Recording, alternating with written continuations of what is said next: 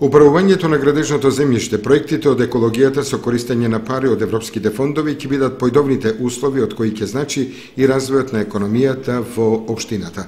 Кога се збори за економија, за компании, за домашни фирми, интересно е да се види каква економска активност, колку они вложувале во различни временски периоди во својот собствен развој.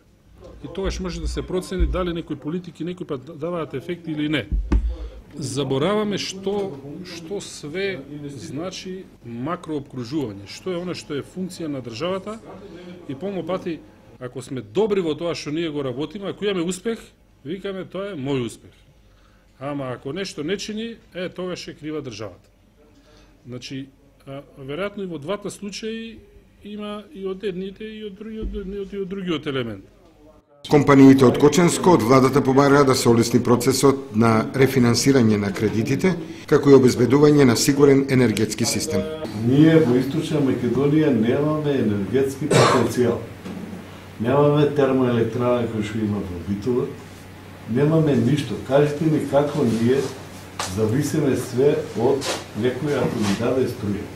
Ако не се направеше оваа трафостаница што е во Штип, што е за нас као не знам какво случајно решение испадна. И Кочани за тоа има малце постабилен систем. Иначе прво испаѓа од системот и првите проблеми со електроснабдувањето Кочани беше и Темница. Постојната патна инфраструктура ги одвраќа странските инвеститори, но со незиното проширување и модернизирање кое е најавено, состојбите многу ќе се подобрат, сметаат представниците на бизнис секторот од Кочани.